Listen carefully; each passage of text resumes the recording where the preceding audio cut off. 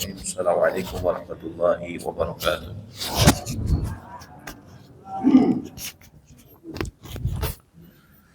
Alhamdulillahi nahmaduhu wa nasta'inuhu wa nastaghfiruh wa na'udzu billahi min shururi anfusina wa min sayyiati a'malina. Man yahdihillahu fala mudilla lahu wa man yudlil fala hadiya lahu.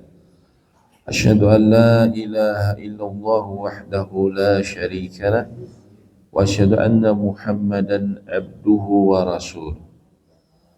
Qala Allah Ta'ala fi kitabil aziz, ya ayyuhalladzina amanu taqullaha haqqa tuqatih wa la tamutunna illa wa antum muslimun.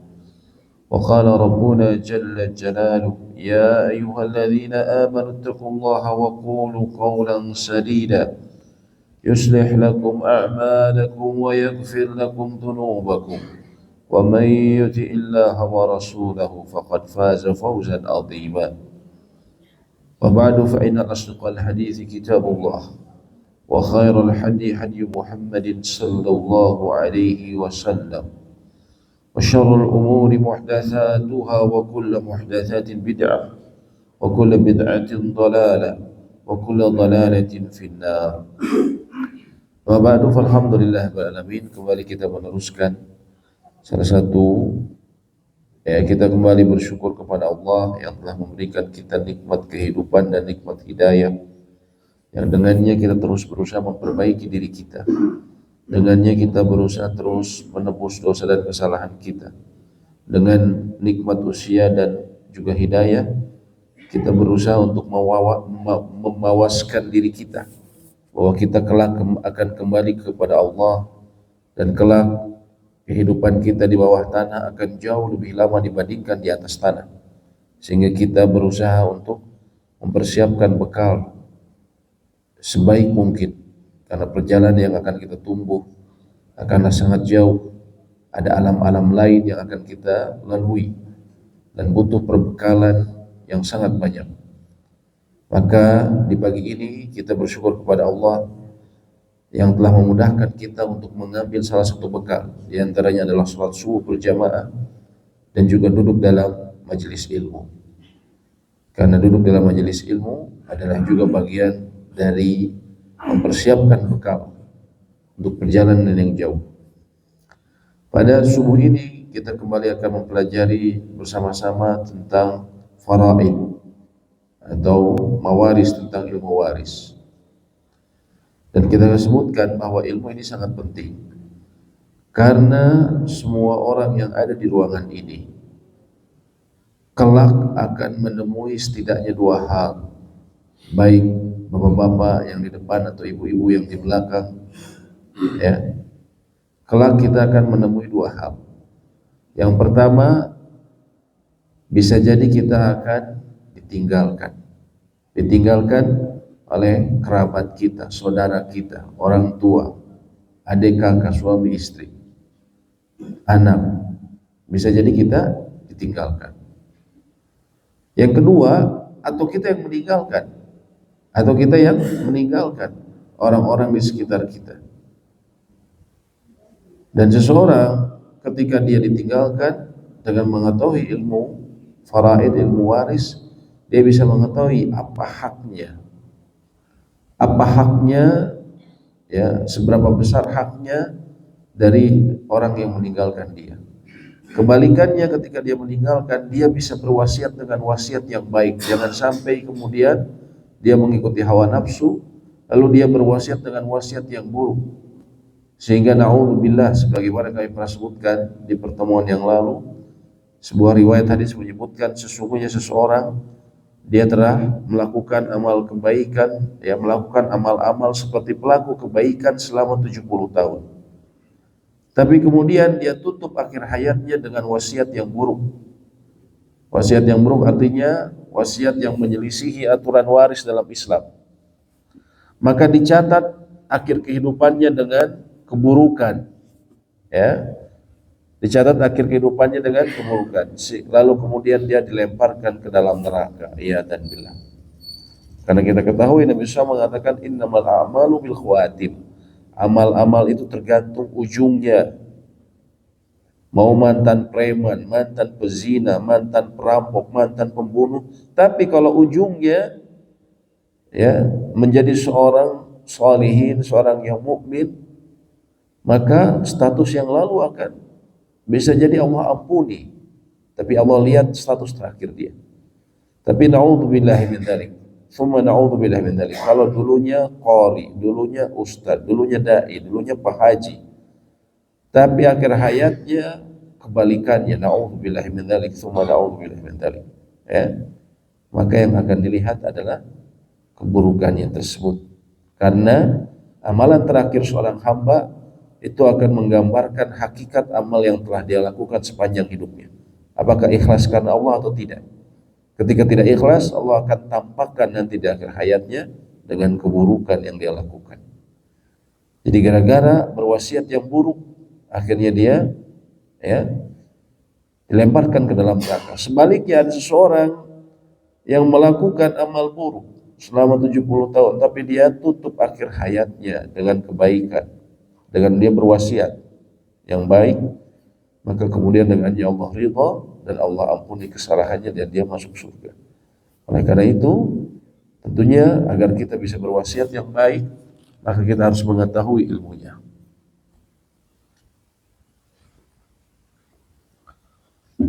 Di sini kita akan berbicara mengenai sebab-sebab warisan. Sebab warisan ada 3, yaitu pernikahan. Akan pernikahan yang sah dengan 2 orang saksi dan 1 wali, sekalipun belum terjadi hubungan suami istri atau khalwat berduaan, berdasarkan keumuman firman Allah Subhanahu wa taala, walakum nisfu ma taraka azwajukum, dan bagi kalian suami seperdua dari harta yang ditinggalkan oleh istri-istri kalian. Pernikahan. Sekarang saya tanya Pak, Bapak Ibu, kalau seseorang menikah ya, kemudian ya menikah baru 1 hari, kemudian setelah itu meninggal oleh salah seorang pasangannya, apakah mendapatkan warisan?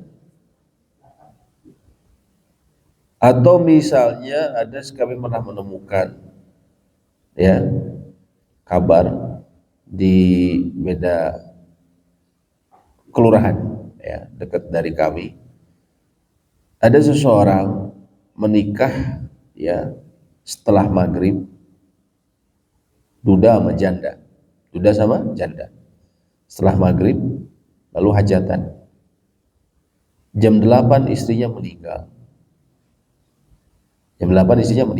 dan istrinya ini punya rumah. Pertanyaannya, apakah suami dapat? Ini baru jam 6 akad nikah, jam 8 meninggal, baru 2 jam, belum ngapa-ngapain, Noel juga belum, Toel aja belum, lagi hajatan, jam 8 meninggal, dan si perempuan ini punya rumah ya, kira-kira dapat warisan nggak suaminya? Enggak Bu ya, enak aja ya, belum ngapa-ngapain baru 2 jam udah dapat rumah, dapat setengah lagi kalau nggak punya anak.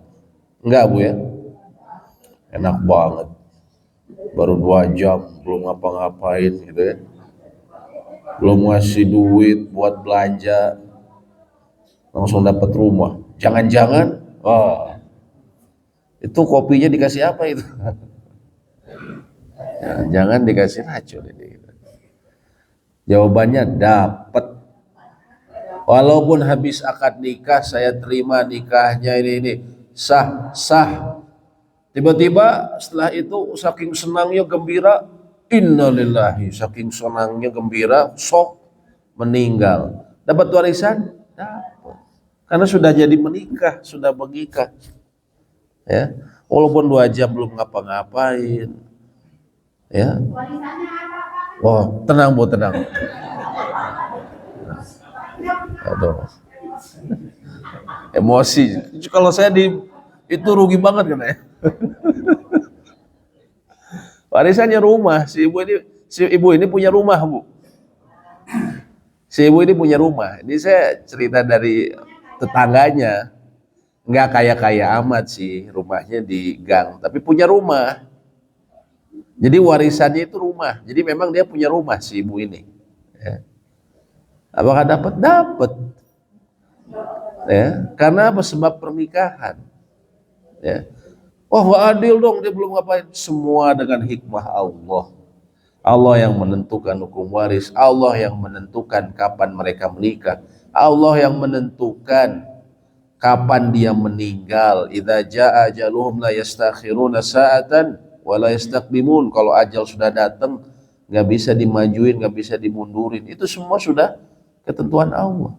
Dan Allah sudah memberikan ketentuannya. Nikah, ya sudah, dapat warisan. Mau belum ngapa-ngapain tadi, belum toal-toel aja belum, ya. Belum ngapa-ngapain, ya. Itu seperti itu, ya. Lalu bagaimana dengan perempuan yang dicerai, yang ditalak? Ya, perempuan yang ditalak diperinci oleh para ulama. Ya, kalau dia ketika ditalak masih dalam masa iddahnya, artinya sang suami bisa rujuk, ya, 3 kali haid, ya, dalam waktu selesai dia 3 kali haid. Ketika ditalak, ini baru 1 kali haid, suaminya meninggal, istrinya dapat warisan nggak? Dapat, karena statusnya masih seperti istrinya, belum selesai masa iddahnya. Kecuali sudah selesai masa iddahnya dan dia belum rujuk suaminya, sudah 3 kali haid, sudah selesai, dia tidak rujuk suaminya, ya, maka saat itu tidak dapat. Tapi kalau masih dalam masa iddahnya dapat, ya, karena dia suami masih bisa kembali, ya, suami masih bisa kembali. Beda kalau sudah selesai masa iddah, kan kalau mau ini dia harus akad nikah lagi. Kalau ini nggak usah akad nikah, dia bicara mau rujuk atau mohon maaf. Sebagian ulama mengatakan kalau dia kemudian berhubungan dengan istrinya ketika masa iddah, artinya dia itu termasuk bagian dari rujuk. Ya. Nah, tapi kalau sudah selesai, ya, dari masa iddahnya, ya dia maka tidak dapat. Ya. Nah, juga para ulama memperinci mengenai keadaan istri yang dicerai oleh suaminya ketika sang suami ini dalam keadaan sakit parah yang mengantarkan pada kematian. Artinya kritis, sudah di ICU, sudah di apa, tiba-tiba menggegerkan, dia ceraikan istrinya. Oh, kenapa ini bapak tiba-tiba, ya, lagi kayak gini menceraikan istri, lagi kondisi kayak gini, ya. Si bapak ini misalnya bos, ya. Bos 9 naga misalnya, 9 cacing. Dia punya kekayaan banyak.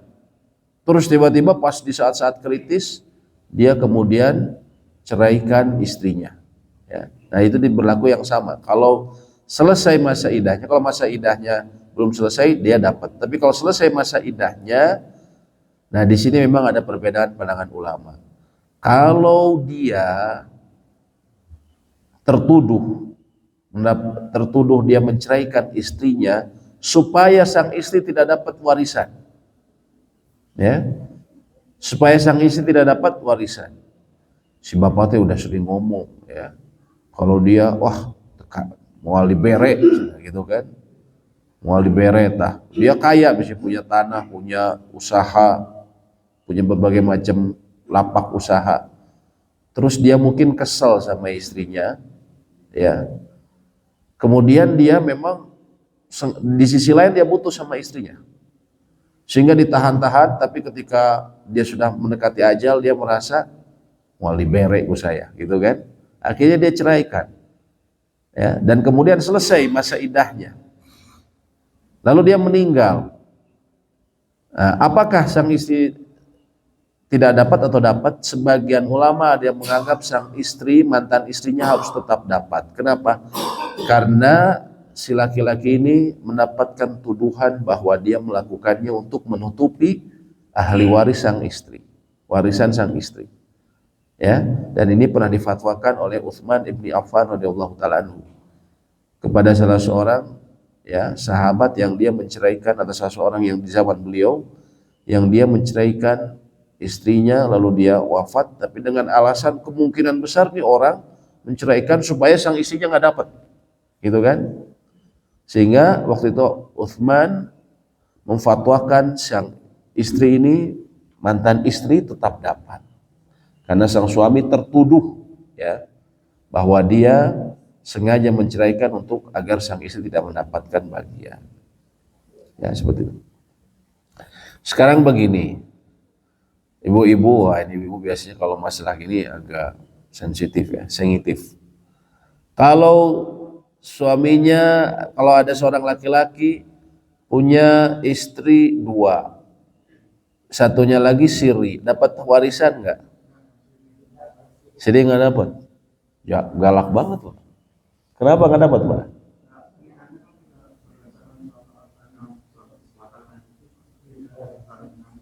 Sekarang nikah siri itu apa?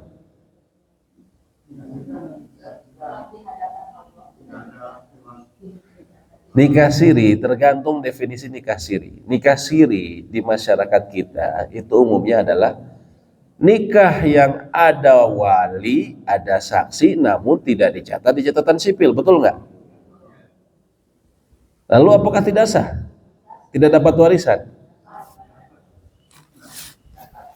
Kalau mengatakan tidak dapat, nanti harus bertanggungjawabkan di hadapan Allah. Karena nikah siri, pencatatan sipil itu administrasi. Orang nikah siri dengan memenuhi hak, ada satu wali, syaratnya ada dua saksi, ya. Maka dia pernikahannya sudah sah di sisi Allah. Administrasi, pencatatan sipil itu administrasi, ya. Walaupun memang direkomendasikan untuk selalu mencatat sipil, di catatan sipil. Cuman kalau bicara sah-sah, dan dia saat itu berhak juga mendapatkan warisan dari pasangannya. Nggak ada hubungannya dengan urusan administrasi. Ya. Walaupun bagi mereka yang memiliki pasangan secara nikah siri, didorong untuk mencatat catatan sipil. Kenapa? Khawatir ketika nanti terjadi apa-apa, dia tidak bisa membuktikan bahwa dia telah menikah. Tapi kalau secara hukum agama, secara tanggung jawab seseorang, tanggung jawab ahli waris di hadapan Allah, tetap dia dapat. Ketika satu keluarga, enggak itu mah keluarga itu mah nikah siri, enggak dapat. Wah, dosa besar itu keluarga yang menghalangi warisan dia. Dosa besar, dia memakan harta haram ketika dia menutup warisan untuk istrinya yang lain, entah karena emosi atau apa. Dosa besar, ya. Karena mereka tetap dapat. Tapi memang ya itu tadi, kalau masalah pencatatan sipil itu administrasi.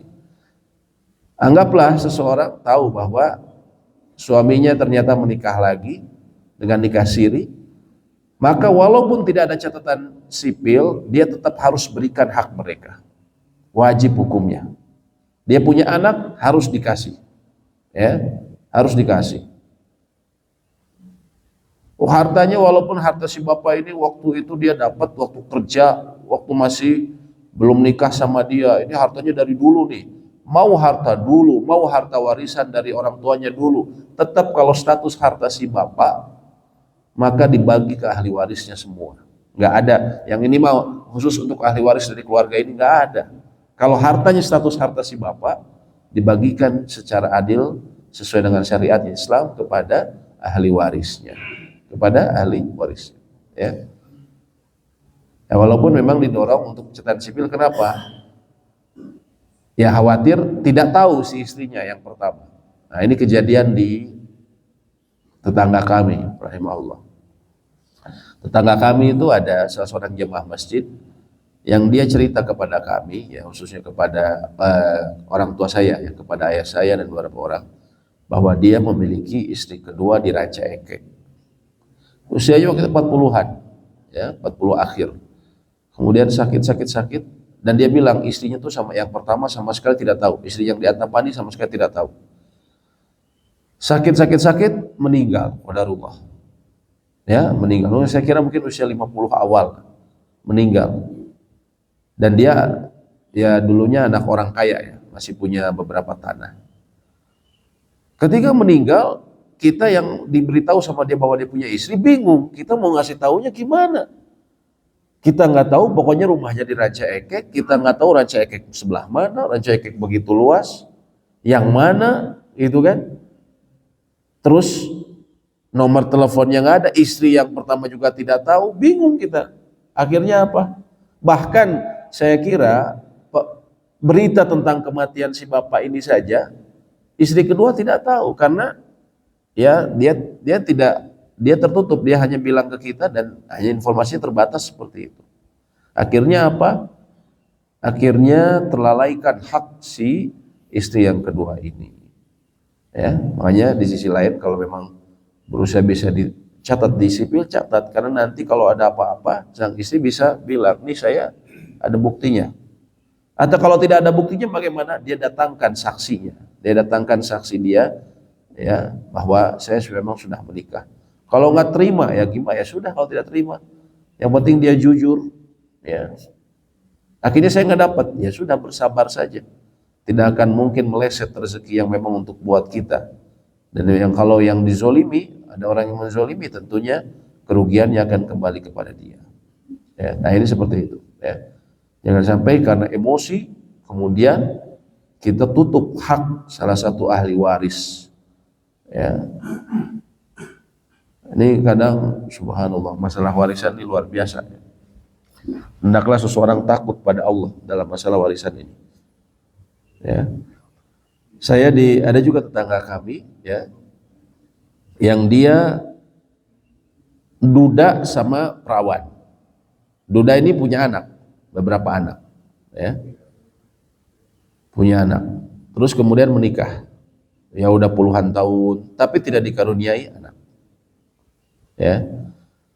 Kemudian mohon maaf, dikaruniai anak, kemudian meninggal. Ketika meninggal, jadi si duda ini menikah dengan sang istri. Sang istri ini statusnya ketika dia belum menikah sudah punya rumah di Antapani, sudah punya rumah di Antapani. Dan si bapak ini statusnya ketika menikah dia punya sejumlah aset di Pangalengan. Punya siapa? Punya dia, warisan dari orang tua dari kakek. Jadi memang asli orang sana, jadi punya tanah, sejumlah tanah ya, punya sebidang tanah. Ketika menikah dia status sudah punya tanah itu, si wanita sudah punya status punya rumah di Antapani. Meninggallah sang bapak, lalu anak-anaknya pertama dia menuntut rumah tersebut. Loh nggak bisa, itu kan tinggal bersama Anda, bapak, ibu sama bapak saya kan tinggal bersama. Iya tinggal bersama, tapi ini yang beli adalah istri, bukan masalah tinggal bersamanya. Tapi ya mereka mungkin minta kayak harta gono gini, tapi memang statusnya punya istri, nggak bisa ya. Statusnya punya istri, nggak bisa diminta. Judulnya gono gini nggak bisa, ini memang harta istri. Yang kedua apa? Yang lebih mengerikan lagi, dia harta suami yang tadi tanah itu ditutup semua sama anak-anaknya. Nggak bisa, ini mah ibu nggak dapat. Kenapa? Karena ini mah harta bapak dari kakek kami, sudah dari sebelum nikah udah punya dari kakek kami. Ya, mau judulnya dari kakek, mau dari nenek moyang, mau dari uyut, bau, jangga wareng, gitu kan? Kalau sudah statusnya milik sang yang meninggal, ya, maka dibagi semua ke ahli waris. Nggak ada hanya ini hanya untuk anaknya saja, nggak ada. Ya, kalau sudah dia meninggal punya status harta dia. Jadi mereka ngotot, pokoknya yang di Pangalengan ibu nggak dapat karena ini mah bapak sudah punya sebelum nikah sama ibu. Ya, nggak bisa karena yang meninggalnya siapa? Dia, dan dia punya hubungan dengan sang istri. Ya, nah ini masalah harta, padahal orang-orang yang katanya mohon maaf di sana itu karena ini jemaah masjid ya, jadi kami sebagian jemaah tuh nganterin ke sana.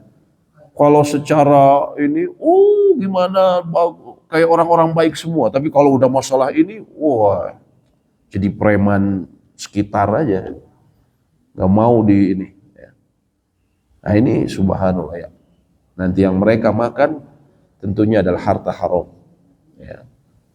Mereka menutup salah satu ahli warisnya. Naudzubillah.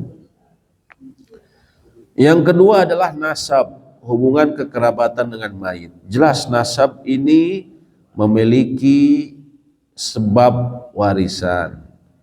Hubungan keanggotaan antara seseorang dengan yang lain melalui kelahiran, baik kerabat jauh atau dekat. Kerabat jauh atau dekat. Ada pokok-pokok nasab, ada cabangnya dan ada wasi. Ya. Pokok nasab ini apa? Pokok ini dalam bahasa Arab usul. Usul itu maksudnya apa? Asalnya kita. Asalnya kita dari siapa ya? Dari orang tua. Pokok nasab ini contohnya bapak, kakek, dan terus ke atas yang murni laki-laki.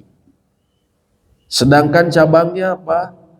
Cabangnya adalah anak, cucu, ke bawah. Ya. Ini cabangnya. Hawasi adalah kerabat samping. Kerabat samping ini siapa? Kakak, adik, kakak seayah, kakak seibu, ya, atau adik seayah. Begitu pula saudara dari orang tua kita. Mereka disebutnya hawasi, kerabat samping. Nasab ya. Walaupun misalnya nanti nasabnya itu seseorang yang tidak memiliki kedekatan. Dia misalnya selama ini orangnya tertutup, nggak pernah gaul sama keluarga, nggak punya anak, punya istri tapi nggak punya anak, meninggal, ya kan nggak mungkin sama istrinya semua kalau dalam aturan Islam. Kalau istrinya nggak punya anak, paling istrinya maksimal dapat 1/4, ya. Sisanya mungkin kalau masih ada orang tua ke orang tua. Terus kemudian ke kerabat laki-laki, kakaknya atau adiknya, ya. Atau misalnya tadi nggak ada, kalau nggak ada anaknya nih ternyata ponakannya, maka ponakannya dapat. Walaupun dia nggak pernah bergaul sama ponakannya, nggak pernah ketemu, ya. Tapi kalau punya kekerabatan, maka nanti dia bisa, si kerabatnya ini ponakannya dapat. Yang berikutnya wala, hubungan yang timbul karena jasa orang yang memerdekakan kepada hamba sahaya yang dimerdekakan, sedangkan pihak yang dimerdekakan tidak mewarisi. Ini maksudnya apa? Ini dalam hubungan perbudakan. Abu Bakar As-Siddiq, beliau adalah yang membebaskan Bilal. Ya, Bilal, sahabat Bilal. Kalau andaikan semacam dalam kondisi seperti itu, andaikan Bilal meninggal duluan, maka Abu Bakar mendapatkan bagian warisan karena dia yang memerdekakan. Tapi sebaliknya kalau Abu Bakar yang meninggal, maka Bilal tidak mendapatkan karena dia yang dibebaskan. Yang dibebaskan dia tidak mendapat bagian. Tapi yang membebaskan mendapat bagian.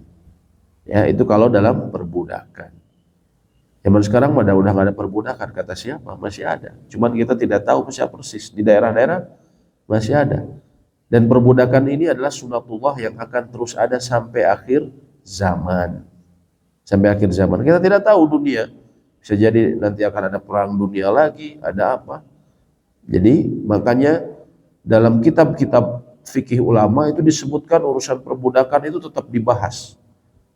Ya, karena memang sunatullah perbudakan itu akan terus ada sampai akhir zaman. Mungkin sekarang hilang di Indonesia, tapi nanti suatu saat akan ada lagi. Sekarang kita bicara mengenai penghalang-penghalang warisan yang menghalangi seseorang dapat waris. Pertama adalah al-qatlu, pembunuhan. Ulama sepakat bahwa pembunuhan yang sengaja yang diharamkan adalah penghalang warisan. Sehingga barang siapa yang membunuh, naudzubillah, pemberi warisnya secara zalim, maka dia tidak mewarisi. Berdasarkan sabda Nabi SAW, laisa lil qatil minal miras syai', pembunuh tidak mendapatkan warisan apapun. Ada tidak Pak ahli waris yang membunuh Ada. Ada di berita. Banyak, bukan ada, banyak. Ya. Saya masih ingat tuh yang di Depok kalau tidak salah ya. Naudzubillah. Seorang yang naudzubillah min dzalik itu bagaimana syaitan bisa masuk ke dalam dirinya. Ya. Dia membunuh adiknya, bapaknya dan ibunya. Pingin dapat apa? Bapaknya ini kan lumayan kaya, punya Fortuner, punya apa. Dia pingin dapat itu. Ya. Saya kira setahun yang lalu kalau tidak salah beritanya itu. Apakah dia dapat? Walaupun dia satu-satunya ahli waris, sama sekali tidak dapat. Karena dia menyebabkan terbunuhnya orang tuanya, ibunya dan bapaknya. Dia tidak dapat warisan dari ayahnya, dia tidak dapat warisan dari ibunya, terhalang. Ya, yang ada adalah penyesalan yang tiada tara. Ya, naudzubillah. Ya, dia tidak dapat. Lalu kemudian hartanya kemana? Ke ahli waris yang lain. Mungkin masih punya saudara, ya. Mungkin masih punya saudara, masih punya kerabat dari yang lain. Ya. Tapi dia yang membunuhnya, maka tidak dapat. Tapi para ulama katakan, yang sedemikian, yang terhalang adalah yang sengaja. Dia memang membunuhnya itu sengaja. Tapi kalau tidak sengaja, seperti misalnya dia membela diri. Misalnya sang ayah ini zolim, jahat sebenarnya sang ayahnya. Ya. Terus misalnya dia melakukan perbuatan yang benar-benar membahayakan buat semua. Dan dia dalam posisi membela diri. Ya. Lalu akhirnya tidak sengaja terbunuh. Ya. Maka sebagian ulama mengatakan orang demikian masih mendapatkan. Karena dia tidak bermaksud untuk membunuh, tapi dia membela diri. Ya. Nah, adapun yang terhalang adalah membunuh pemberi warisnya secara zalim. Yang kedua, perbudakan. Budak tidak mewarisi kerabatnya. Yang ketiga, perbedaan agama. Nah, ini yang harus kita pahami antara mayit dengan ahli waris. Nabi SAW mengatakan, ya, dalam hadis riwayat, ya, dalam hadis riwayat Imam Muslim, hadis sahih jelas, la yarisul kafiru muslima walal muslimu al kafira. Orang kafir tidak mewarisi orang muslim. La yarisul kafirul muslima walal muslimu al kafira. Dan orang muslim tidak mewarisi orang kafir. Saya mualaf, bapak saya, ya, bapak saya Taipan misalnya, ya, punya banyak pabrik. Terus misalnya dia meninggal mendadak, ya, apakah saya dapat warisan? Tidak. Ya. Kalau begitu gimana? Padahal bapak saya Taipan. Ya, bersabar, mengharapkan apa yang di sisi Allah. Insya Allah Allah tidak akan, rezeki kita itu tidak akan sempurna. Ya, rezeki kita itu akan disempurnakan sampai akhir ajal kita. Jadi kita harus pahami, namanya rezeki itu, kata Nabi SAW, tidaklah ajal seseorang itu selesai kecuali rezekinya telah disempurnakan. Jadi nggak ada orang bilang, oh dia tuh seharusnya punya ini, punya itu, tapi meninggal, ya, berarti makanya tuh arwahnya penasaran. Kenapa? Itu kan rezekinya dia. Nggak ada, berarti bukan rezeki dia. Ya, jadi rezeki manusia itu kalau seseorang meninggal itu semua sudah disempurnakan sama Allah. Artinya memang yang bagian dia itu sudah diselesaikan. Itu kata Nabi SAW. Makanya ada kisah di Arab. Ya. Ada seseorang masuk ke dalam sumur, Pak, jatuh. Ya. Ditolong sama orang-orang. Ya. Ditolong orang, wah ini kayaknya mati. Ditolong keluar, masih hidup, Pak. Aduh, dia masih hidup, tenang. Saya minta minum, saya minta susu. Cariin susu, dikasih susu. Dia minum, habis selesai minum susu, alhamdulillah, terus dia nyender. Nyendernya belakang sumur. Jatuh lagi ke dalam sumur. Lalu apa? Meninggal di situ. Di situ orang-orang bilang, dia masih punya jatah 1 gelas susu. Dia masih punya rezekinya, masih punya jatah sehingga Allah sempurnakan sampai dia apa? Dia bangun lagi masih hidup, minum, begitu minum jatuh lagi ke lubangnya. Karena rezeki itu memang seseorang meninggal itu rezekinya sudah selesai semuanya. Kalau kenapa ya, padahal dia harusnya punya ini, punya, berarti memang bukan rezekinya, ya, bukan rezekinya, ya. Nah kalau misalnya berbeda agama seperti ini, maka memang bukan rezekinya, ya, bukan rezekinya. Begitu pula misalnya orang tuanya atau yang meninggalnya ini Muslim, maka keluarganya yang kafir tidak berhak sama sekali mendapatkan bagian dari dia, ya. Nah itu seperti itu.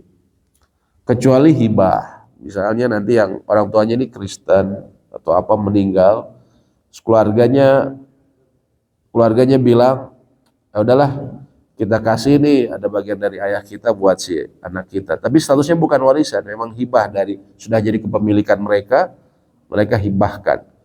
Si bapak itu kan banyak rumahnya ya. Sudahlah, menurut mereka udah kita kasih aja ini. Statusnya punya mereka, kita kasih aja buat anak kita yang mu'alaf, buat adik kita yang mu'alaf. Mereka berela hati. Nah itu boleh saja, statusnya apa? Hibah tadi. Ya. Ada yang seperti itu ya, kami ya pernah dapat kasus jamaah yang dia seperti itu. Saya bilang nggak dapat bagian, tapi kalau dikasih dari mereka bukan sebagai warisan, sebagai hibah ya tidak mengapa. Allahu a'lam bishawab. Demikian mungkin kita sampai sini, nanti karena pembahasannya masih panjang dalam warisan. Apabila ada diskusi atau pertanyaan, persilahkan. Silakan, Mbak.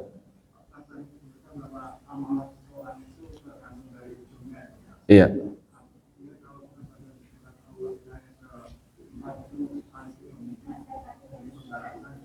Iya. Iya. Iya.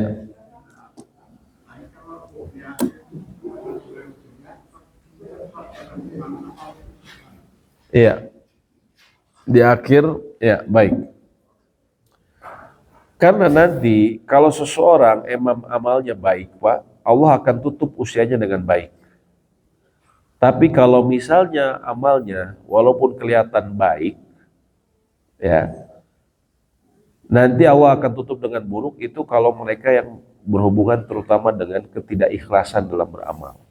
Ya, itu para ulama membahas orang-orang yang naudzubillah di akhir hayatnya buruk, itu umumnya berkaitan dengan ketidakikhlasan dalam beramal. Jadi selama ini amal-amal dia ini berharap manusia, bukan karena Allah. Maka kemudian makarnya dia, Allah akan balas dengan di akhir hayatnya, kemudian Allah tutup dengan keburukan. Ya. Jadi umumnya yang seperti ini dalam penjelasan ulama, karena dia menyembunyikan apa yang ada dalam batinnya. Selama ini dia beribadah hanya cuman ya untuk dilihat manusia saja, berharap manusia. Iya, ya istilahnya hanya untuk dilihat manusia, bukan karena ikhlas. Menggugur kewajiban pun kalau karena Allah, dia sah ibadahnya. Tapi dia memang melakukan itu hanya karena manusia. Akhirnya di akhir hayatnya diperlihatkan apa yang ada dalam batinnya tersebut. Ya, makanya tadi kami bilang, akhir hayat ini menggambarkan adalah apa yang dia lakukan, dia usahakan sepanjang hidupnya. Bisa jadi kelihatannya kebaikan, karena amalan ini kan bukan hanya amalan jawarih, amalan yang kelihatan saja. Ibadah itu adalah amalan qulub juga, amalan hati kita. Kalau kita tidak ikhlas dalam ibadah kita, sebanyak apapun kita sholat, kita ingin dilihat manusia, ya kita ingin dipuji, sebanyak apapun kita nyumbang, sia-sia di sisi Allah. Masuk dalam syirik. Ya. Nah seperti itu maksudnya Pak.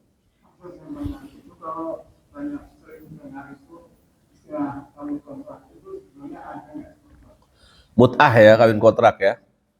Biasanya saya ada seminggu di sini, kita nikah seminggu aja ya kontraknya. Ya. Apakah sah? Tidak sah. Dulu memang pernah ada waktu sahabat-sahabat ya ketika dalam peperangan, tapi kemudian hukumnya dihapus, tidak boleh lagi. Yang masih melaksanakan orang-orang Syiah ataupun orang-orang yang Sunni, tapi dia sengaja mencari ya pembenaran. Tapi dalam Syiah itu biasa. Dalam Syiah itu biasa. Di Bandung ini bahkan yang hebatnya itu ya, mereka bisa mempengaruhi para wanitanya, sehingga menganggap bahwa nikah mut'ah ini, nikah kontrak itu bagus artinya, ya, sunnah bagi mereka. Saya pernah baca satu artikel yang dokter di Bandung yang dia kaget wanita yang hijabnya tertutup tapi punya penyakit kelamin. Ya, ternyata setelah ditanya dia kerap melakukan nikah kontrak. Ngajinya di mana? Itu ngajinya tuh di jalan kampus. Jalan kampus. Jalaluddin laknat, ya, yang sudah mati dalam kekafiran dia, ya Allah alam. Cuman dia menyatakan tetap dalam agama Syiahnya, Jalaluddin Rahmat. Mereka ada ijab kabul, cuman ditentukan waktunya nikahnya seminggu. Repotnya kan kalau nanti hamil, ya sudah nggak ada tanggung jawab suaminya karena sudah selesai kontraknya.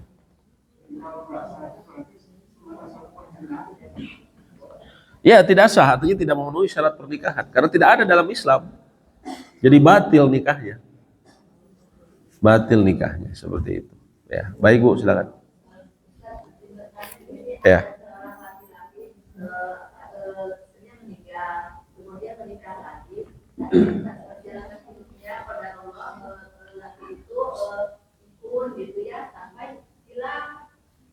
Hilang apa, Bu? Hilang apa?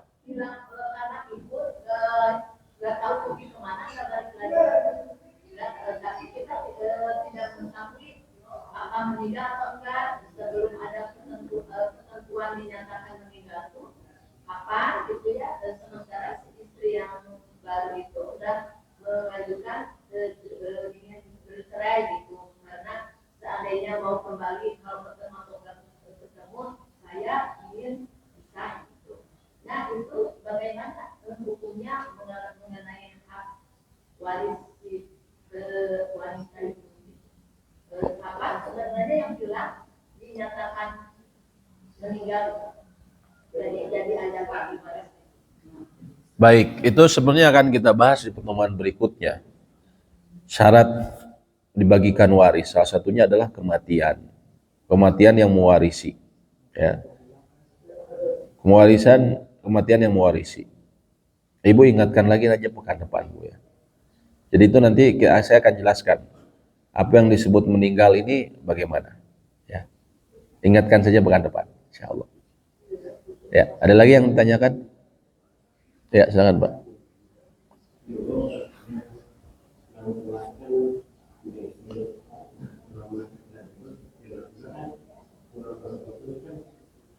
Sebentar Pak, ulang lagi. Bapak orang tua, maksudnya bapak, ayahnya bapak punya istri lagi.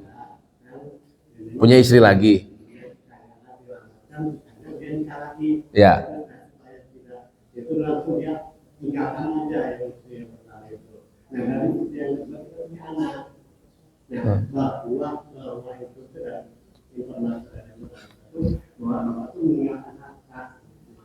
Di mana?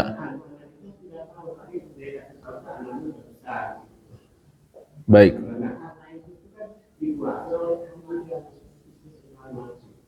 Oh gitu. Jadi ini bapak, orang tua dulu ayah punya harta, menikah, punya anak. Lalu kemudian menikah lagi yang kedua. Ketika yang menikah yang kedua, istri yang pertama ditinggal.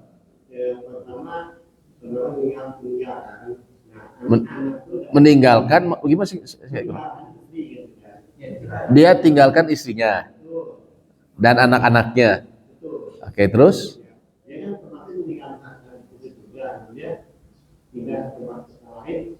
Ini pindah secara total atau nggak pernah berhubungan lagi? Pokoknya memulai hidup baru. Ya, terus? Ya.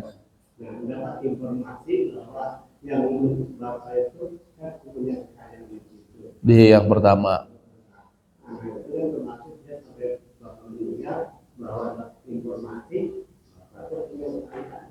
Ya. Ya, baik. Di tempat yang lama. Di tempat yang pertama Bapak punya kekayaan. Ya. Ya, baik. Tergantung dulu waktu dia tinggalkan, harta yang dia tinggalkan di istri pertama dan keluarganya ini apakah dihibahkan? Artinya mungkin ditinggalkan, ya udah ini buat kalian. Apakah dihibahkan atau tidak? Kalau dihibahkan ya berarti nggak punya hak. Kalau dulu dihibahkan. Tapi kalau tidak dihibahkan, memang harta si bapak di sana, maka anak kedua pun mendapatkan hak walaupun dikuasai anak istri pertama. Nah itu yang sulit. Karena kenapa tidak bisa dipastikan itu dulu hibah atau apa? Karena kan bisa jadi kemungkinan dia tinggalkan secara total, ya dia semacam ya udahlah yang penting saya ngasih ini gitu kan. Seolah-olah perbekalannya gitu kan. Bisa jadi seperti itu. Kalau seperti itu ya kalau hibah ya nggak bisa diminta kan sudah dikasih. Tapi kalau bukan hibah maka dia dapat bagian. Kalau mau ditanyakan kepada keluarga yang istri pertama, mohon maaf, saya tahu bahwa di sini ada harta bapak saya dulu. Saya hanya ingin memastikan apakah ini harta hibah buat keluarga di sini atau bukan. Karena kalau bukan, mohon maaf, berdasarkan syariat Islam dan kami datang untuk menasehati, kami anak dari istri kedua pun mendapatkan bagian. Silahkan tanya Ustadz yang paham warisan, pasti akan menyatakan yang sama. Gitu Pak. Nggak ada semua apa?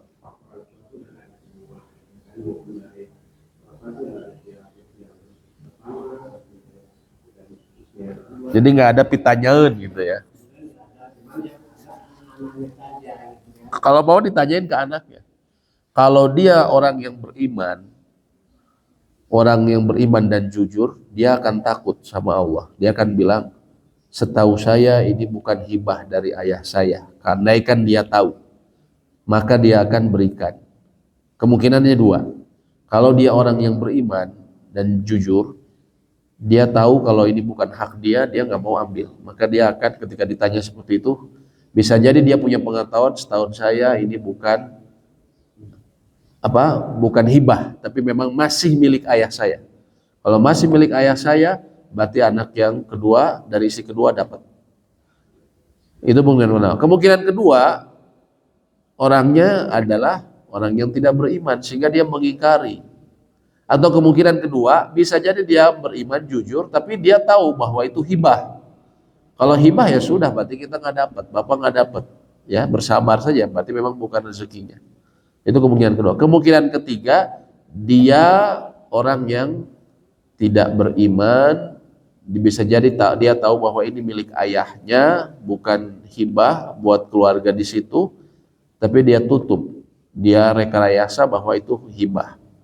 Nah kalau demikian ya sudah, biar saja lah.